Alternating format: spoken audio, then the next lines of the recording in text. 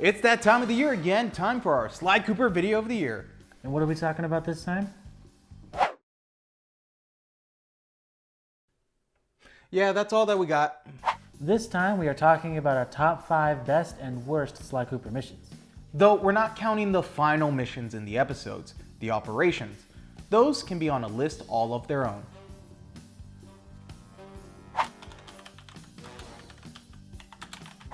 Though we will be counting the final stages and their sections.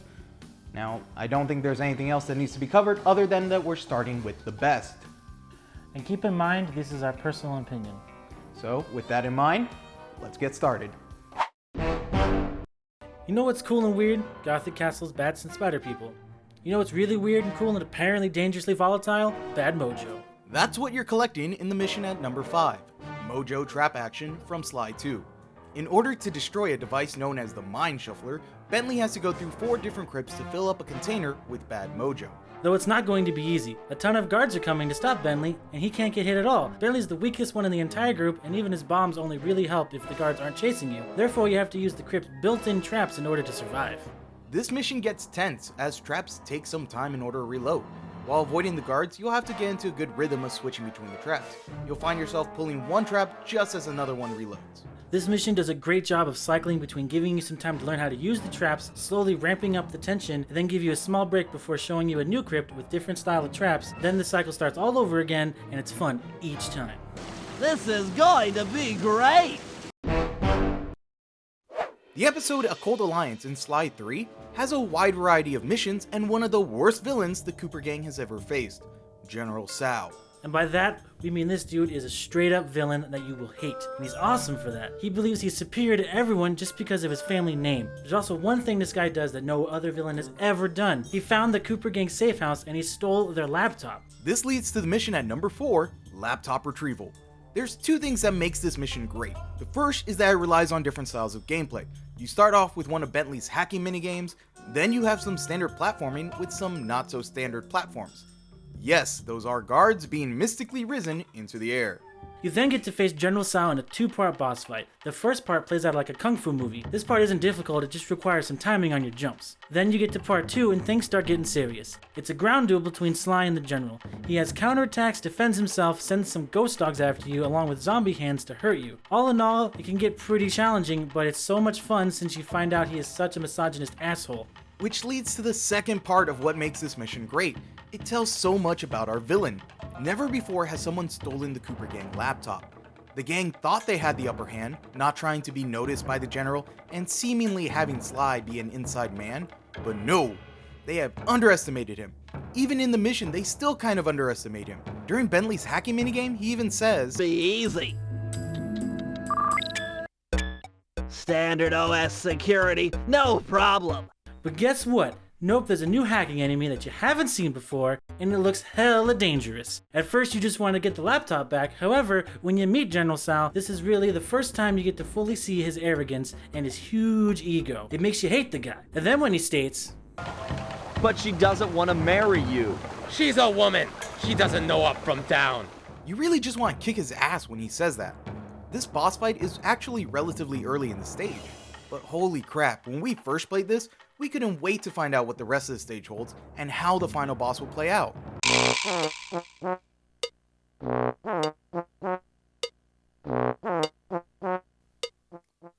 Yeah, some of the other missions are and the final boss is a giant Chinese dragon. Yeah, General Sal's boss battle was still better. if we have one issue with this mission, is that it kind of set the bar pretty high for the rest of the stage and it didn't really deliver. It's not like the final boss wasn't really fun, it's just disappointing since we didn't get a round 2 with the general. Beware the power of Tao. One huge aspect of Sly 4 was traveling through time, helping and playing as various members of the Cooper clan. Throughout the series, you hear about the Cooper clan and their thieving ways. The first game deals with the historic book The Thievius Raccoonus, written by the past Coopers. Here they talk about the moves that they've perfected to help their thievery, but the third game focuses on the Cooper Vault. The whole game's main focus is to break into this vault that has all the treasures stored from Sly's ancestors. Our mission at number 3, the Ancestors' Gauntlet, has Sly go through the vault security defense system that was set up by his ancestors. This mission is broken up into little sections. Sly has to go up to paintings of each of his ancestors before the next section becomes available. Each time, Sly gives a little blurb about the ancestor, giving us history and depth about each member of the Cooper clan. We get to know about some ancestors we've seen before, and some new ones. Not only that, but this mission is the final platforming section of the whole game. This tests your platforming skills in order to get to the end. Rail grinding, crawling, timing your jumps against dangerous obstacles. The great platforming mixed with the addition of the backstory to the Cooper clan makes this mission so much of fun. This place is amazing! Okay, the mission Lemon Rage is our second best mission, and it's freaking awesome. In the episode Rumble Down Under, the gang has to clear the miners from destroying the Australian outback. One of the ways to get this done is by cleaning them out of their favorite watering hole, the bar. It should be noted that this isn't your average bar. This bar has a fire pit, barrels, an electric fence, and most importantly, lemonade. This is a lemonade bar, the only way to get that E10 rating. And good thing too, because the first thing the gang does is a quick minigame of chugging down lemonade as quick as you can.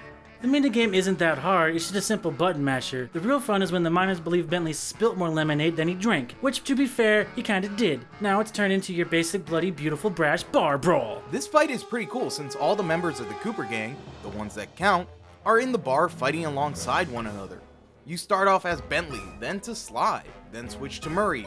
Now, this is basically the most extreme analogy I can make, but it feels like one of those Grand Theft Auto 5 missions. You know, except without the guns, the curse words, and... you know what? It's just the seamless character switching. That's it. The fight ends with all three members working together to try to take down the guard that's being controlled by the Mask of Dark Earth. Sly can't hurt him until one of the other gang members stuns him. Even though this mission's a lot of fun, it's kinda short. Yes! The Cooper gang rules the roost. We're the kings of the hill, the totally maxed out heavyweight champions. When we were making this list, we expected Lemon Rage to be our number 1. But surprisingly enough, the mission Cooper Hangar Defense just barely beat it. This mission doesn't have the backstory importance, but it makes up for it with its length and gameplay. Murray starts this off with a great boss battle against Mugshot. That's right, this idiot's back. This is an endurance fight. He's holding the hangar doors open while his henchmen come and try to wreck your crap. These guys will just keep appearing unless you close those doors. And guess what? Your punches do nothing to Mugshot. The only way to hurt him is by activating a machine that thrusts a biplane engine into his gut. An engine to the gut. That's like hitting a cue ball with a tank missile. Then, you have to survive long enough to activate it again. Once you take him out, he states it's not over. And guess what? It's not. Now, you have to use Bentley's security system to stop some henchmen from getting in from the sewers. It starts slow to get you used to the controls of switching between the security cameras, and then get you used to the traps. But then it slowly ramps up the difficulty, having you switching between 2 cameras, and carefully timing when to activate traps in order to get rid of these wannabe plumbers. It gets intense when you have enemies on both cameras at the same time. The only time to breathe is once it's done. Nope, that's still not the end of their assault. They first just wanted to take out your plane, now they want to bring down your entire hangar. With their attacks coming from the outside, there's only one thing to do now. Call your future RC expert to get rid of the enemies. The only way to do this is by using a grappling hook to yank them off the ground. Like before, it starts off slow, getting you used to the controls, but soon it's tossing enemies from all directions, even some that require multiple yanks, like a tank. An RC chopper yanking the top off of a tank. That's like an RC chopper yanking the top off of a tank. I seriously do not have a better analogy. It's just that great of a mission. This is one mission we tap our glasses to. Alright, we dealt with the good, so let's deal with the bad. Let's get this over with. You know damn well what we really want. Alright, the mission that's gonna start our lemonade drinking addiction is the mission Starving Hippos from Sly 4. God, I hate this mission. Yeah, I feel the same way. The whole premise is, as the Murray, you have to catch penguins who have eaten 5 parts of the time machine and make them cough it up. Literally. The first problem is you have to chase the penguins all across the stage. This mission gets annoying because of the stage's design. Penguins are all scattered across the map, and using the minimap is only sort of useful. There could be a time where you're where the minimap shows a penguin's located, only to realize he's a floor above or below you. It also doesn't help that you're playing as the Murray, the strength of the Cooper gang. Not the quickest, nor the sneakiest. The guards are still roaming the stage and will still attack you if they see you. Sometimes it takes a while to catch a penguin since guards keep going after you, so you have to take the time to beat them up, then continue to chase the damn penguin. Man, f these penguins and their club. It also doesn't help that the mission starts with Murray feeling like crap that he couldn't do a previous mission, feeling like he's nothing but a penguin herder just because he couldn't climb. Does he not remember everything in the last 3 games? Murray's been through a lot worse than not being able to climb. Like getting captured by the Contessa, or losing the van. Or not being strong enough to save his best friend's legs. Oh, damn, dude. That's gotta hurt. It did hurt.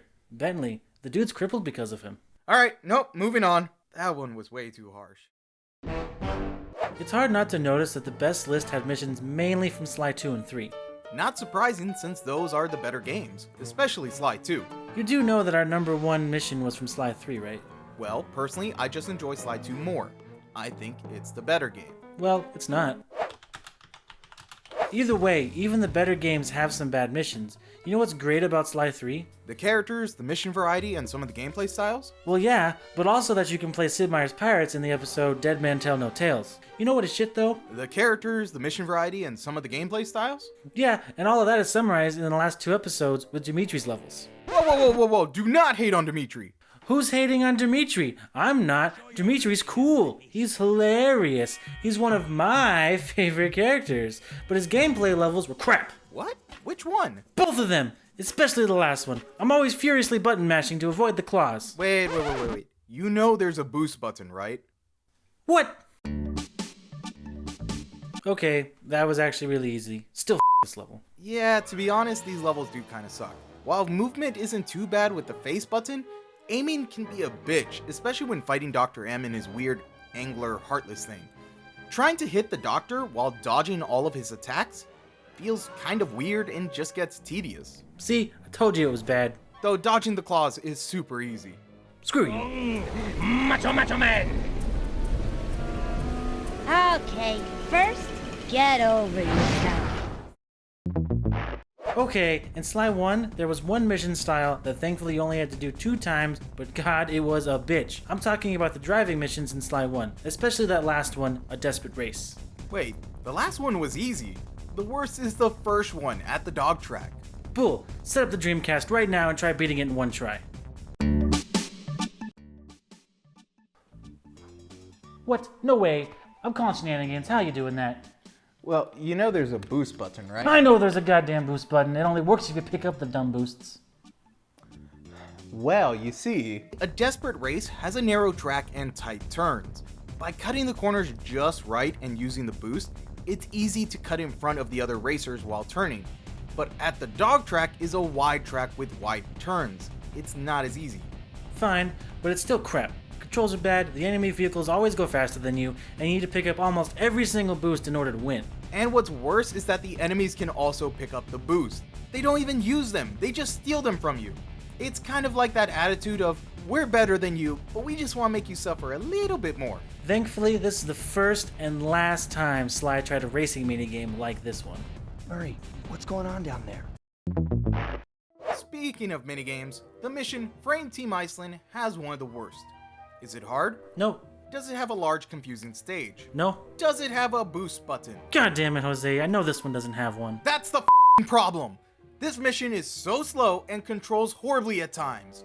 Murray's using a small rowboat to traverse him and Sly throughout the sewers to frame Team Iceland in a biplane competition. But they aren't the first ones to have that idea, so there is some security down there. You also can't hold down the button to roll the boat. Instead, you have to mash the button in order to just go a small distance. The only reason this gameplay exists is because you'll be using the rowboat in a small section of the final operation. This is the longest part of the mission.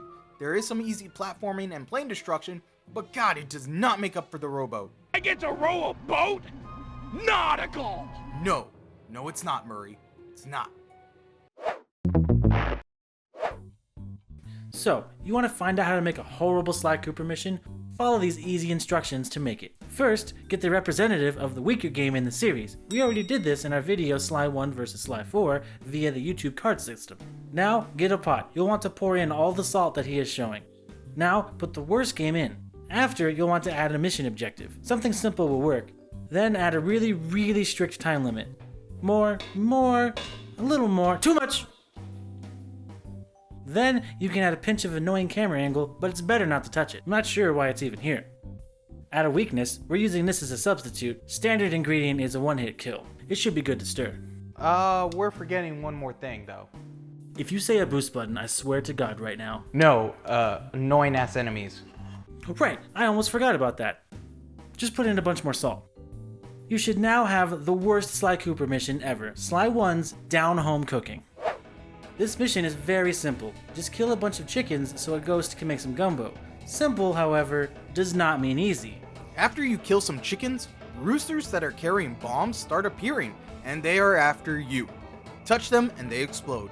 And don't forget, this is Sly 1, so this is one-hit kill unless you have picked up some horseshoes. You can maneuver them to blow up each other if you're careful enough, though you have to keep an eye on where they are, where the chickens are, and how much time you have left. We lost so many lives just on this mission. We either blew up or just ran out of time. We can already hear people saying, at least it's easy to replay the level. While this is true, that's not an excuse for how difficult it is. If it wasn't for the one-hit kill making you restart the level each and every time, it wouldn't be that bad. But God, how it stands, we hate it. Well everybody, that's our top 5 best and worst missions of the Sly Cooper gang. We want to know what you guys think. What is the best and what is the worst? Leave it in the comments down below. And that's about it. We need to go get some more lemonade, so see you guys next time.